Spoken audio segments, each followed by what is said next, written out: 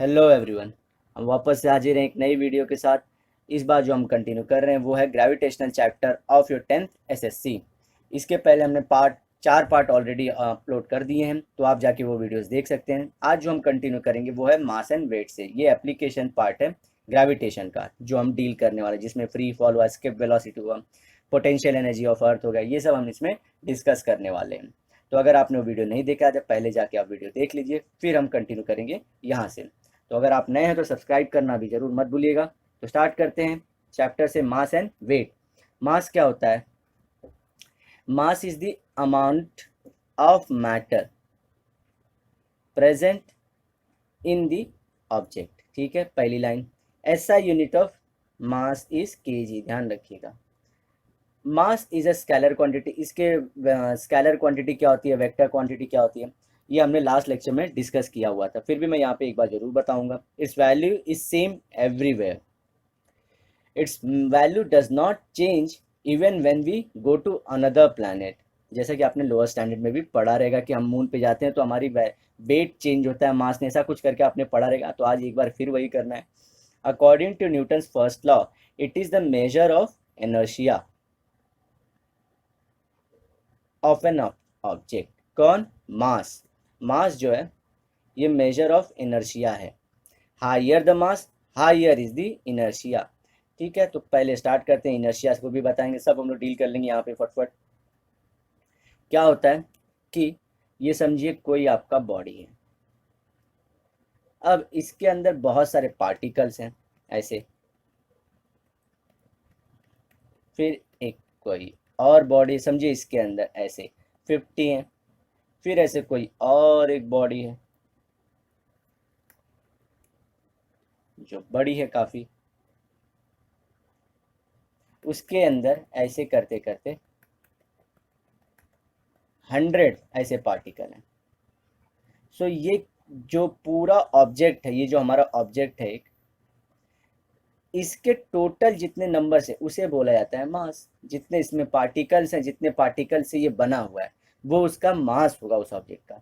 वहीं पे इस ऑब्जेक्ट का मास क्या होगा कि कितने पार्टिकल से ये भरा पड़ा है। ठीक है, इसे बोला जाता है सिंपल शब्दों में मास। ठीक है, तो हम लोग स्टार्ट करते हैं। और दूसरा इसने चीज बोला कि ये स्केलर क्वांटिटी है।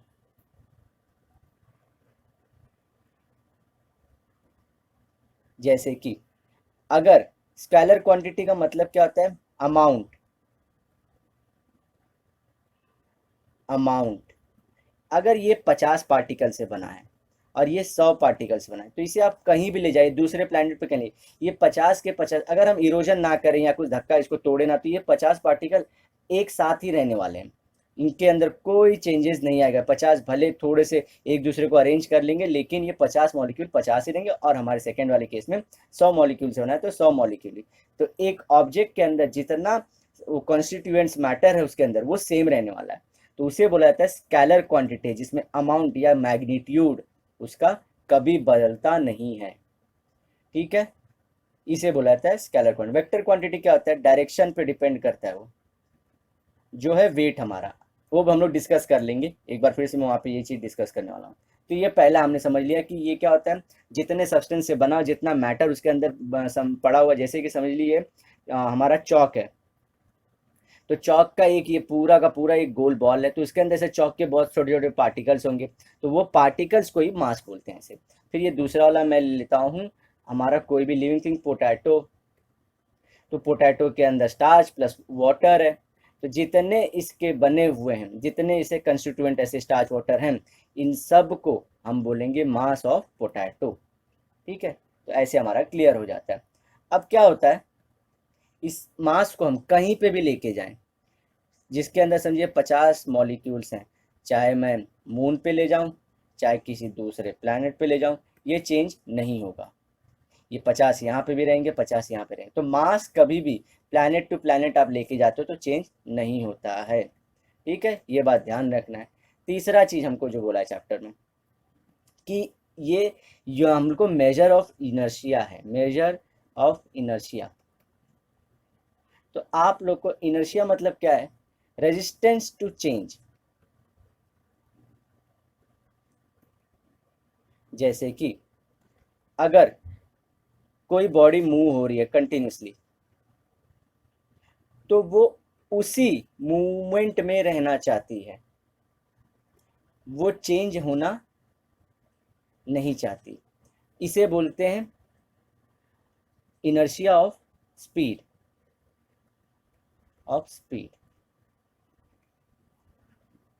एक और चीज लेते हैं ऐसा, दूसरा इनर्शिया ऑफ होता है इनर्शिया ऑफ रेस्ट। ये इनर्शिया ऑफ मूवमेंट था, इनर्शिया ऑफ रेस्ट। जो बॉडी रेस्ट में है वो रेस्ट में ही रहना चाहती, वो मूव नहीं होना चाहती। जैसे कि एग्जांपल लेते हैं ट्रेन, जो आपका, अब जब कभी इवन अपने गांव या कहीं ट्रैवल करें तो ट्रेन में अगर बैठते हैं, तो अगर ट्रेन जो अचानक से स्टार्ट होती है, आपकी बॉडी पीछे की तरफ जाती है। वो पीछे की तरफ क्यों जाती है? क्योंकि वो जो उसका रेस्ट का स्टेज, रेस्ट की पोजीशन थी, वहीं रहना चाहती है, वो चेंज नहीं होना चाहती थी। बट ड्यू टू उसकी जो हमारी ट्रेन थी, वो फट से बॉडी के साथ आगे मूव हुई और हमारी बॉडी वहीं रहना चाहती थी, इसलिए हमें क्या मिल गया? इनर्शिया ऑफ रेस्ट मिलता है, इसलिए हमें धक्का मिलता है। थर्ड लेते हैं इनर्शिया, इनर्शिया ऑफ डायरेक्शन। समझिए, किसी पाथ पे, मैं रास्ते पे, मेरी जो कार है वो ड्राइव कर रहा हूँ, या बस के थ्रू, सिंपल बस के थ्रू ट्रैवल कर रहा था, तो मैं खड़ा हूँ। तो जब हम लोग बस में सीधा सीधा ट्रैवल करते हैं और अचानक से हमारे बस ने लेफ्ट टर्न लिया, तो क्या होता है? मेरी बॉडी धक्का खाती है बाहर की तरफ। क्यों? क्योंकि ये बस ने लेफ्ट ले लिया, लेकिन मेरी बॉडी जो है वो उसी डायरेक्शन में रहना चाहती थी। इसे बोलते हैं इनर्शिया ऑफ डायरेक्शन। जो डायरेक्शन में थी उसी डायरेक्शन में रहनी चाहती थी वो। तो ये सब इनर्शिया है। इनर्शिया मतलब क्या? वो रेजिस्टेंस देती है चेंज को, चेंज नहीं होनी चाहती कोई बॉडी। अच्छा, अब हम पढ़ते हैं कि मेजर ऑफ इनर्शिया का यूनिट है मास। तो अब कैसे पता चले? समझिए, एक छोटी सी ऐसी एक गोली है जिसे मैं मूव कराना चाहता हूँ। ये कौन से स्टेट में रहें? स्टेट ऑफ रेस्ट में रहना चाहेगा ये, तो इसके अंदर इनर्शिया ऑफ रेस्ट होगा। लेकिन अगर मैं इसे मूव कराना चाहूँ, मुझे थोड़ा सा फोर्स मिले, थोड़ा सा ही फोर्स देना, क्योंकि बॉडी छोटी है तो इसका रेजिस्टेंस छोटा है, क्योंकि मास छोटा है। ठीक है, मास छोटा है तो कम फोर्स लगाना पड़ेगा और ये रेजिस्टेंस मुझे कम देगा, तो इससे मैं इजीली इसे इनर्शिया इसका चेंज करके मूवमेंट में ला सकता हूँ। वहीं पे मैं क्या लेता हूँ?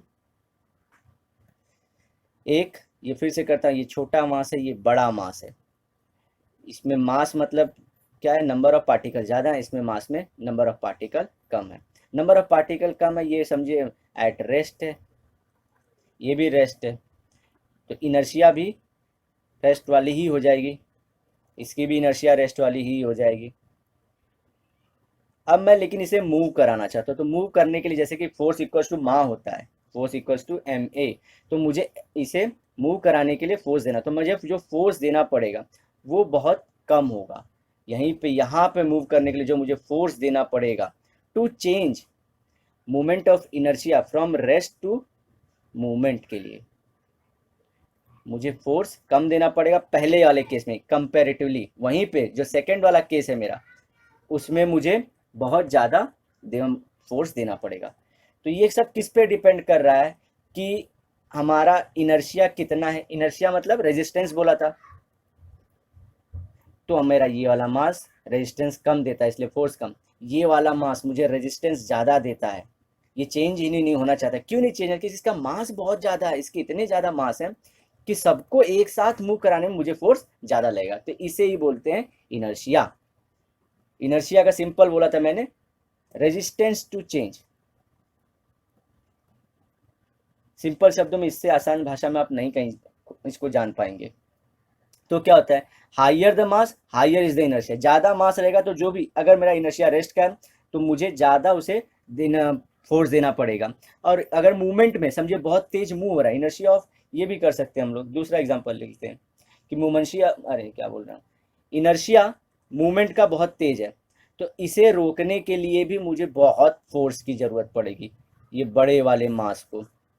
वहीं पे छोटा मास है, तो इसको मैं तो एक छोटे से दीवार से भी रोक सकता हूँ। तो मुझे यहाँ पे बड़ा दीवार चाहिए रहेगा ताकि ये रुक जाए। नहीं तो क्या रहेगा, इसके सामने मैं छोटा दीवार रखूँ, सिर्फ छोटू सा, तो ये रुकने ही नहीं वाला, ये फट से लेके जाएगा, इसको भी धक्का दे देगा। समझ गए आप? सो इनर्शिया कौन सा था इसके अंदर? मूवमेंट का था। तो ये रेजिस्टेंस किस लिए देगा मुझे? रुकना रेजिस्टेंस देगा टू स्टॉप। ज्यादा मास तो ज्यादा रेजिस्टेंस टू स्टॉप, तो ज्यादा फोर्स। कम मास ज्यादा कम रेजिस्टेंस टू चेंज और कम फोर्स। सिंपल मूवमेंट ऑफ, मैं जब बोला था इनर्शिया ऑफ मूवमेंट वाला था या स्पीड का था। तो इस तरह से हम टॉपिक में आगे बढ़ते हैं। अभी वहीं पे वेट पे आता हूँ। वेट ऑफ एन ऑब्जेक्ट, किसी ऑब्जेक्ट का जब मैं वेट बोलूंगा, देखिए हम लोग कहीं भी सिंपली मास और वेट बोल देते हैं, लेकिन अब आप टेक्निकल होते जाएंगे कि वेट कब बोलना है, मास कब बोलना है। The weight of an object is defined as a force. देखिए फोर्स है ये, यहाँ पे हमने बोला था constituent matters, amount of matter, वो अमाउंट था। ये देखिए फोर्स है, which with which earth attracts. देखिए अर्थ attracts the object. The force of an object mass m on the surface of earth can be written using formula weight equals to F equals to mg, where g is equal to gm upon r square. SI unit is Newton, SI unit is kg, ध्यान रखिए। Also the weight being force is a vector quantity, its direction towards the center of earth. It's as the value of g is not same everywhere, the weight of object changes from place to place, though its mass is everywhere constant. देख लेते हैं इसे, क्या बोलना चाह रहा है यहाँ पे हमें वो, कि ये फोर्स है किसी भी ऑब्जेक्ट पे जो लग रहा है। ऑब्जेक्ट मतलब क्या समझिए, मास m वाला, यही मेरा एक मास है, मास m वाला, इसको हमारी अर्थ खींचती है थ्रू ग्रेविटी, थ्रू ग्रेविटी। तो ये क्या हुआ, टोटल जो फोर्स से खींच रहा है उसे वेट बोला जाता है। बस यही फर्क है, जो फोर्स से हमारा अर्थ ये मास को अट्रैक्ट कर रहा है उसे बोलते हैं वेट। आपको घबराना नहीं है, तो आपको बोलना ही है कि वेट इज अ फोर्स। कौन सा force? The force with which earth is attracting a mass m with gravity g।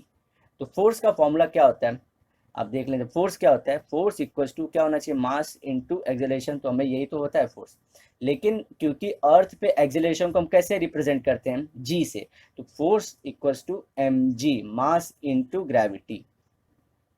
ये आपको ध्यान रखना है।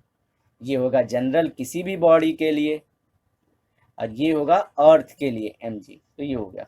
तो पहला केस हो गया इट इज अ फोर्स। दूसरा हो गया इसका एसआई यूनिट। मैं कंपैरिजन करता हूँ दोनों का ताकि आप लोग को होता रहे। ये ऑलरेडी आप लोगों ने लोअर स्टैंडर्ड में किया, लेकिन रट्टा मार के किया था सब लोग, बहुत लोगों ने रट्टा, हम लोग खुद ने रट्टा मार के सब ये सब पढ़ा हुआ था। एंड वेट, तो आपको रट्टा नहीं मारना है, आगे कुछ काम नहीं रट्टा का। पहला क्या, ये अमाउंट है, यू अमाउंट में कुछ होता है, ये क्या होता है, ये फोर्स है सिंपल। दूसरा ये क्या है, एसआई यूनिट क्या है, केजी में बोलते हैं। एसआई क्या है यहाँ पे, न्यूटन, क्योंकि फोर्स का यूनिट न्यूटन है। थर्ड, ये स्केलर क्वांटिटी, इसके में डायरेक्शन नहीं होता है, कहीं पे भी लेके जाइए, इसके अंदर डायरेक्शन होता है, वेक्टर क्वांटिटी है। जैसे कि ये वेट है, किसी ऑब्जेक्ट का मास है, अगर इसका मुझे वेट निकालना है, तो वेट निकालने के लिए मुझे क्या करना पड़ेगा, ये अर्थ के टुवर्ड्स अट्रैक्ट होनी चाहिए, इस पे जी लगाना ही पड़ेगा। और जी का डायरेक्शन क्या है, सेंटर की तरफ। और डायरेक्शन जैसे ही आया वैसे ही क्वांटिटी क्या हो जाती है, वेक्टर होती है। वेक्टर क्या होता है, स्केलर क्या होता है, मैग्नीट्यूड क्या होता है, ये सब हमने 5-10 मिनट लेके डिस्कस किया था, तो वहाँ पे हमने किया था। तो जब डायरेक्शन आता है तो बोल देते हैं डायरेक्शन प्लस मैग्नीट्यूड होगा कुछ, उसे बोला जाता है वेक्टर क्वांटिटी। और जस्ट मैग्नीट्यूड हो तो उसे स्केलर बोलते हैं, इसमें डायरेक्शन नहीं होता है, ठीक है, इसके अंदर डायरेक्शन होता है। तो ये कैसी है, हमारे ये वाले वेट का, जिसको मैं फोर्स बोल सकता हूँ, उसका डायरेक्शन है कि नहीं, कहाँ है डायरेक्शन का, टूवर्ड्स दी अर्थ। ये हो गया, ये हमारा वेक्टर क्वांटिटी है, इसका ऐसा न्यूटन है, और फोर्स का ये फोर्स है, ये अमाउंट है। फोर्थ क्या होता है, मास अगर 50 पार्टिकल 60 पार्टिकल से बना है तो it does not change, it remain same. लेकिन ये क्योंकि फोर्स है, that is mass into acceleration.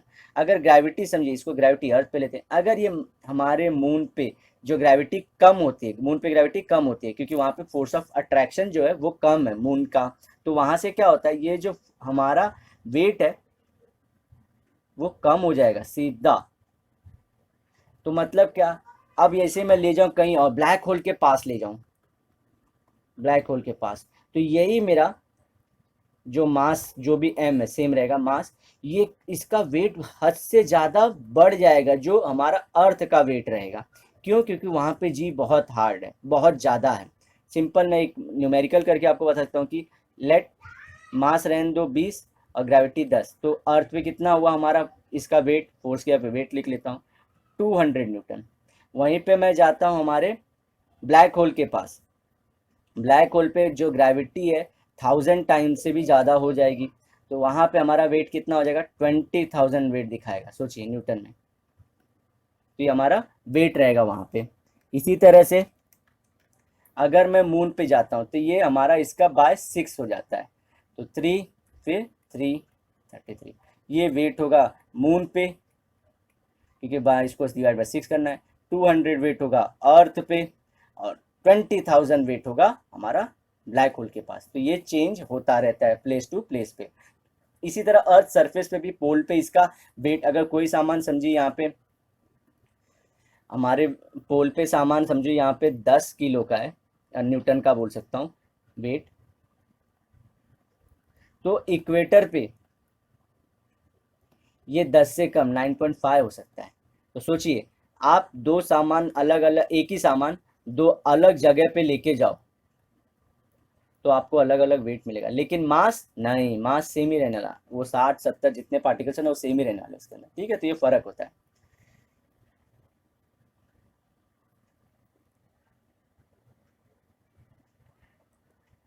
देखिए तो ये कुछ लिखा है, colloquially we use the weight from both mass and weight, हम जनरली एक ही जैसा यूज करते हुए पाएगा, measure of the weight in kilograms which is the unit of mass, but scientific language when they say the Rajiv's weight is 75 kg, we are talking about Rajiv's mass,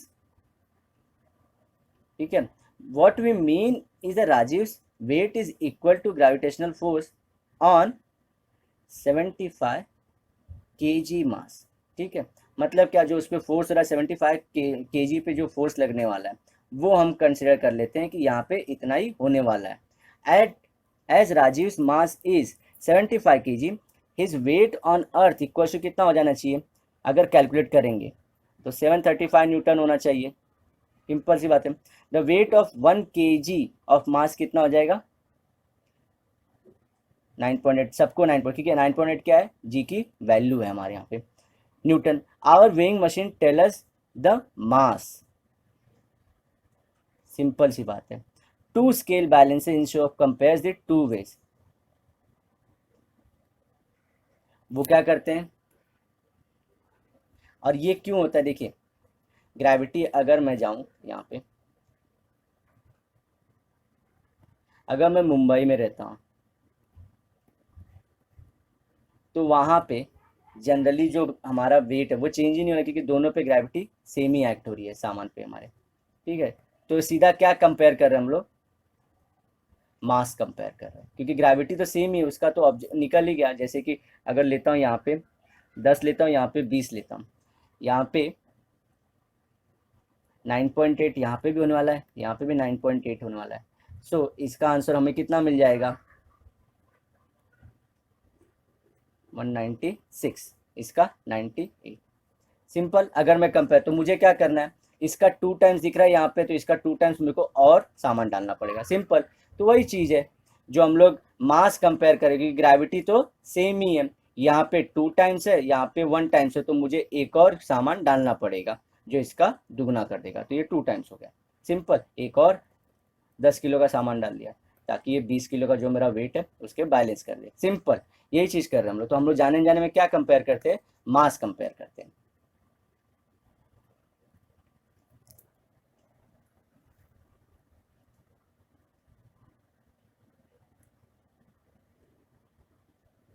हम लोग बोलते भले wait है। अब आएगा हमारा बारी फ्री फॉल का। इसके पहले ग्रेविटेशनल वेव है, वो मैं नेक्स्ट लेक्चर में कवर कर लूँगा एज ए थोड़ा सा 5-10 मिनट उसके ऊपर, क्योंकि वो एग्जाम में उसके आने के चांसेस ज़्यादा हैं।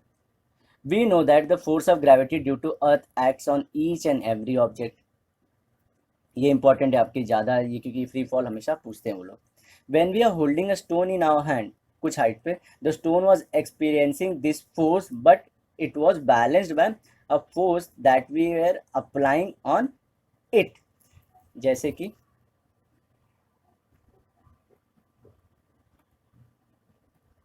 हम लोग जैसे यहाँ पे अगर कोई हमारे यहाँ पे हमने लेके खड़ा है ऐसे कोई ऑब्जेक्ट है, तो उसको ग्रेविटी नीचे खींच रही है, लेकिन हमने जस्ट अपने हैंड से पकड़ा हुआ है, वो नीचे नहीं गिर रही है, क्योंकि क्या है, ये फोर्स का डायरेक्शन है यहाँ की तरफ, और मैं फोर्स लगा रहा हूँ 90 डिग्री पे। तो आपको मालूम है कि जब एग्जैक्ट फोर्स 90 डिग्री पे अप्लाई करते हैं, तो हमारे फोर्स की हमारे जो मूवमेंट होती है वो क्या होती है, ऑब्जेक्ट की मूवमेंट ज़ीरो होती है। ये आपने लोअर स्टैंडर्ड में जरूर पढ़ा। तो देखिए, अगर मैं बैलेंस करता हूँ किसी भी सामान को, तो उसके ऊपर क्या हो रहा है, 90 एंगल का, साइंटिफिकली 90 डिग्री का एंगल बन रहा है। और इसके वजह से, क्योंकि फोर्स क्या डायरेक्शनल वेक्टर क्वांटिटी है, तो वो डिपेंड करता है कि फोर्स कहाँ से लग रहा है। तो इस बार हमने यहाँ से दिया था और ग्रेविटी यहाँ खींच रही थी उसको, और उसका मूवमेंट जो था नेट ज़ीरो हुआ, इसलिए वो गिरती नहीं जब तक कि मैंने हाथ लगा के रखा हुआ है।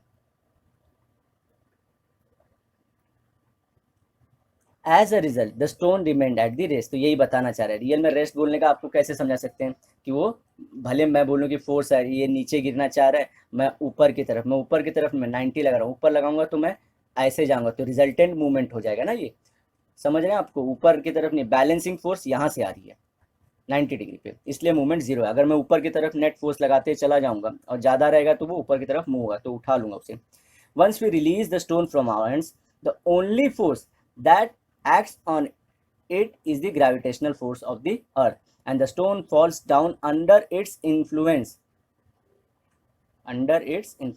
Whenever an object moves under the influence of force of gravity alone, mark कर लीजिए वर्ड alone, ये बहुत सारे लोगों को कंफ्यूजन देगा, क्योंकि आगे चल के कुछ क्वेश्चन उठेंगे, उसके लिए ये वर्ड ही काफ़ी होगा कि अलोन, सिर्फ ग्रेविटी, फोर्स ऑफ ग्रेविटी ही होनी चाहिए। It is said to be falling freely. ये लाइन आपको definition मिलेगी। what is free fall? Whenever an object moves under the influence of force of gravity alone, it is said to be freely falling body. Thus the released stone is in free fall. In free fall the initial velocity of object is zero, ये बताता हूँ कैसे, and goes on increasing due to the acceleration due to gravity.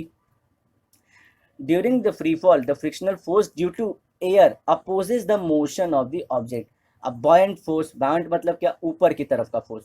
हमने देखा है कोई चीज़ पानी में तैरती है तो वो ऊपर क्यों तैरती रहती है, या नीचे हम जाते हैं तो हमें ऊपर क्यों ढकेल दिया जाता है वाटर के द्वारा, क्योंकि ये buoyant फोर्स है फ्रॉम दी वाटर। जो भी ऊपर की तरफ, जो ऊपर की तरफ हमें भेज रहा है, वो फोर्स को buoyant फोर्स बोलते हैं। इसी तरफ फेदर अगर फॉल हो रहा है तो उसे ऊपर की तरफ कौन भेजना चाह रहा है, air acts on it. Thus true free fall is possible only in vacuum.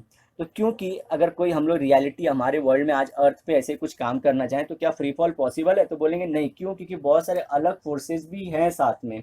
हमारा फोर्स ऑफ ग्रेविटी अकेला काम नहीं कर रहा है, बॉइंट फोर्स भी है, फिर एयर का रेजिस्टेंस भी है, तो उसको फ्री फॉल होने से रोकता है। समझ लेते हैं इसे।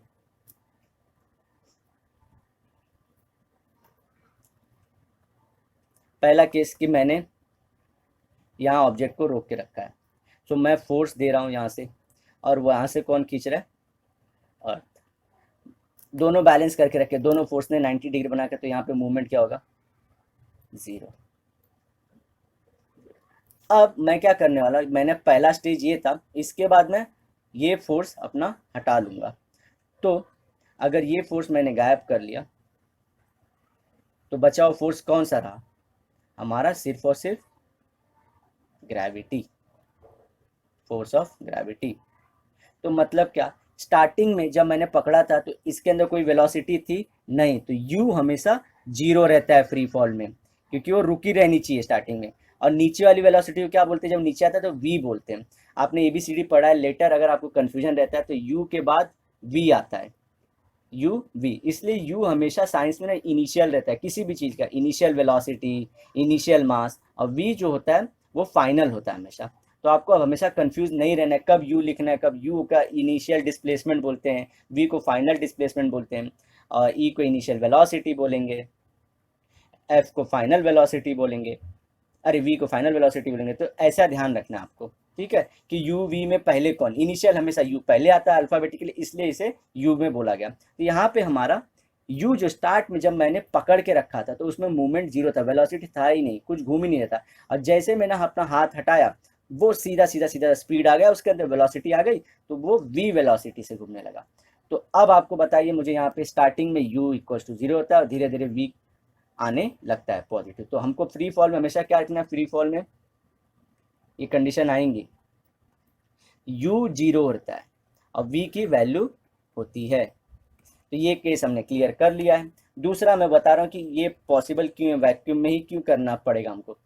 अब समझिए कोई ऑब्जेक्ट है जो गिर रहा है नीचे, अब यहाँ पे इसको हमने क्या बोला था, what is free fall, only and only one force that should be only the force of gravity should be there, दूसरा कोई भी फोर्स नहीं होना चाहिए।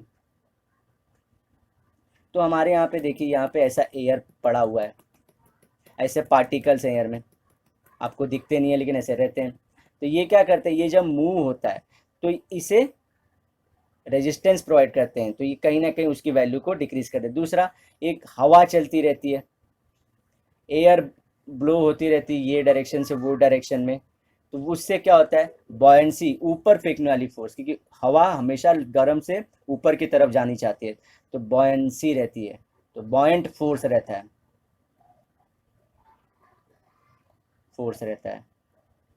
ठीक है। तो एक हुआ एयर रेजिस्टेंस, दूसरा हुआ हमारा बॉयंट फोर्स, और तीसरा ऐसे और टाइप के फोर्सेस आ सकते हैं, जैसे कि अगर कोई बिल्डिंग के नज़दीक है, किसी मैग्नेटिक फील्ड के नज़दीक है, ये सब फील्ड हमेशा रहते ही हैं, तो ये लोग इन्फ्लुएंस करते रहते हैं फ्री फॉल होने से। इसलिए फ्री फॉल में क्या, वैक्यूम में करना होगा। वैक्यूम मतलब क्या, हम लेके आए इसे, वैक्यूम बनाना पॉसिबल है आजकल, कर लेते हैं हम लोग, साइंटिफिकली लैब में करवा पाते हैं।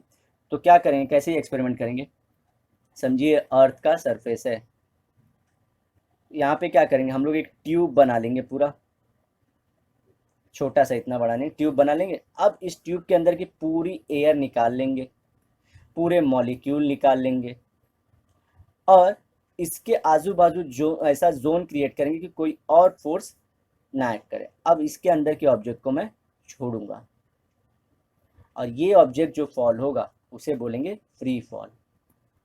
ये अर्थ में बना पाए, ठीक है। अदरवाइज और सारी कंडीशन भी हैं। वैक्यूम कहाँ है, स्पेस में, लेकिन स्पेस में हमारी ग्रेविटी नहीं है, तो वहाँ पे वो दिक्कत है। तो आपको अगर ये फ्री फॉल वाला एक्सपेरिमेंट करना है तो आपको अर्थ पे लैब में वैक्यूम क्रिएट करके, वैक्यूम मतलब क्या बता दिया, एयर निकाल लो, एयर से प्रेशर पूरा निकल जाएगा, फिर वहाँ पे जितने अलग मॉलिक्यूल्स हैं वो भी निकाल लो, फिर आजू बाजू और फोर्सेस को ख़त्म करने वाले हमको अपरेटस लगाने पड़ेंगे, और इसके बाद ये ऑब्जेक्ट को अंदर से गिराना पड़ेगा, तो इसका फ्री फॉल हमको पता चलेगा। फ्री फॉल की एक सबसे बड़ी खासियत क्या, जो अब आप लोग को शॉक करेगी, कि अगर फ्री फॉल होता है means only in the effect of gravity, तो अगर आपका एलिफेंट है, एंट है, ये अगर ये बिल्डिंग से जंप मारते हैं तो ग्राउंड पे ये सेम टाइम पे पहुंचेंगे।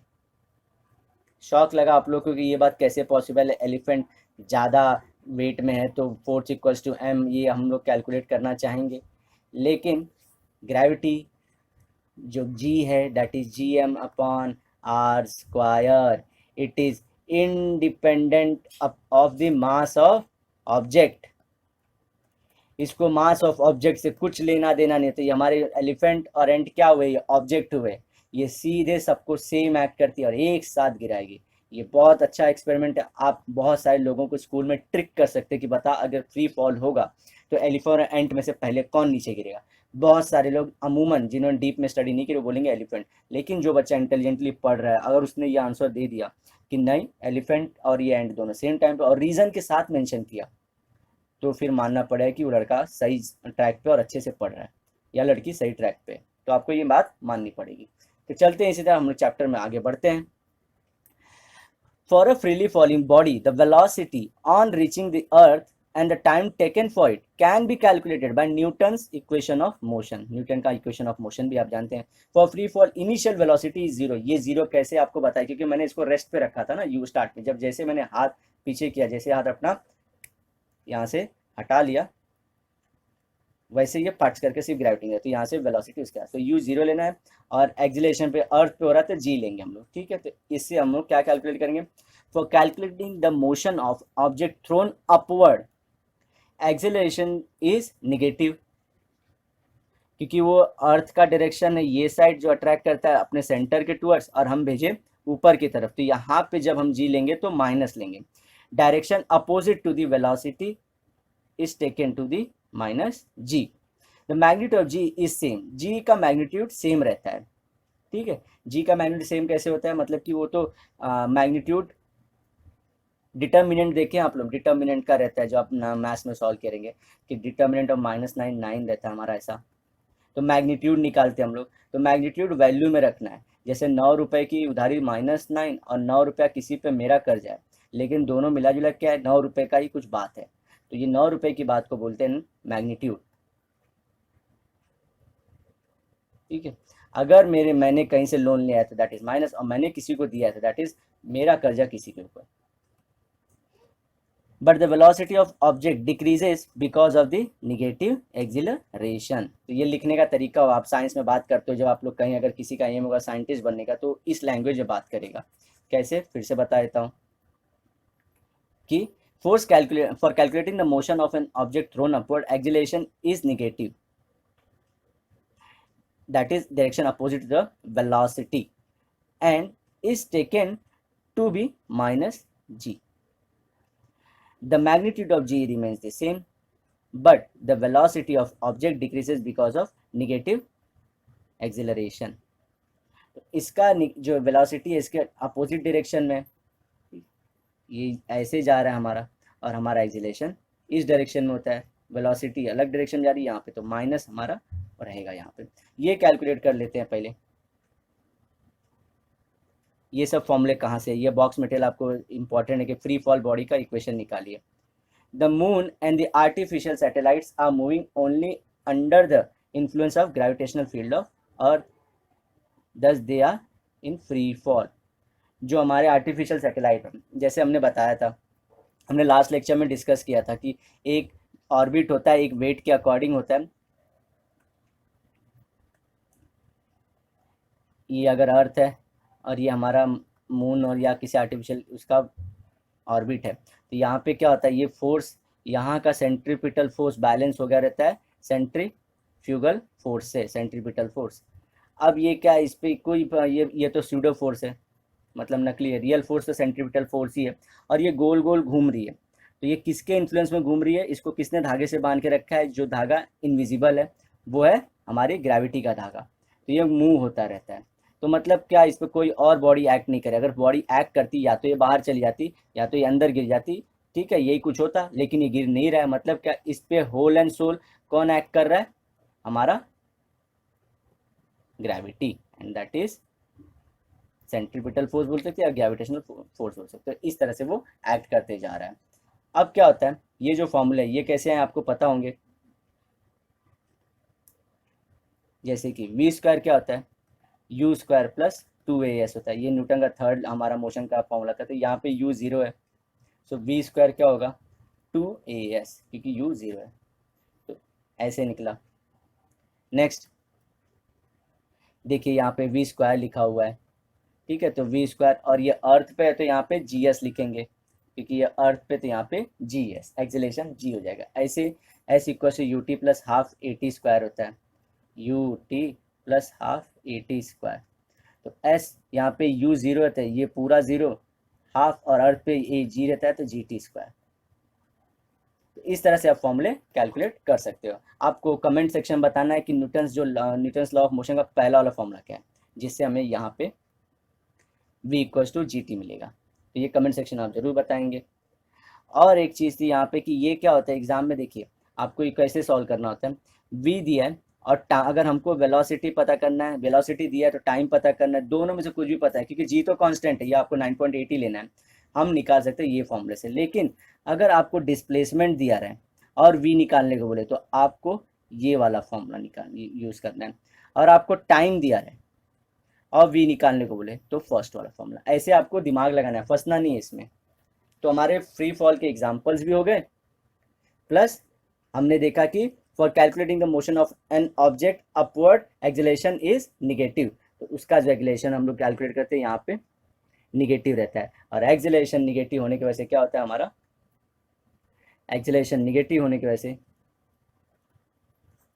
वेलोसिटी डिक्रीज हो जाती है।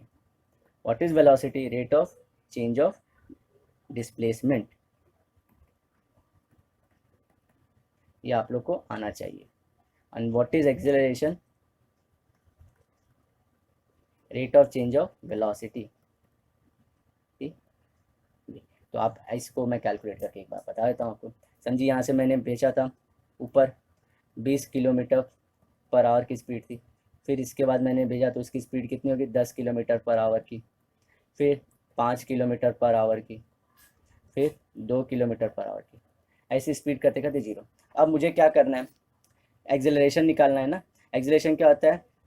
चेंज इन, ये समझिए एक एक सेकेंड पे हुआ, एक सेकेंड पे हुआ, एक सेकेंड बाद ऐसा होगा, मैंने फेंका था यहाँ से कोई पत्थर फेंका था, स्टोन ऊपर हवा में फेंका था और सरफेस से, तो चेंज एक्सेलरेशन का change in velocity upon time. So change in velocity, तो final velocity, change in velocity क्या होता है? Final velocity minus initial velocity, initial velocity upon time. तो हमारा फाइनल वेलोसिटी यहाँ से क्या है? 10 है। हम लोग ये केस के लिए, सिर्फ इतने केस के लिए कैलकुलेट करें तो 10, स्टार्टिंग में कितना था 20, 10 माइनस 20 अपॉन टाइम 1, माइनस 10 आया कि नहीं मीटर पर सेकेंड स्क्वायर। एक्सेलरेशन जो बॉडी ऊपर जा रही थी उसका माइनस में आया कि नहीं, इस तरह से वो माइनस आता है। तो मैं वही पॉइंट आप लोगों को कब से बता रहा था, लेकिन अभी फॉर्मूले के थ्रू बताया कि calculating the motion of a thrown upward, अगर आपको उसका मोशन कैलकुलेट है, acceleration is negative, direction opposite to the velocity is taken to be the minus g लेना है।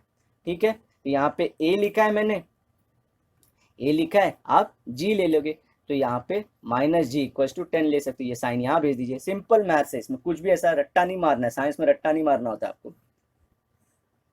ठीक है, तो हम नेक्स्ट टाइम जब मिलेंगे तो हमारा एक पार्ट रहेगा एस्केप वेलोसिटी का रह जाएगा और पोटेंशियल एनर्जी ऑफ अर्थ।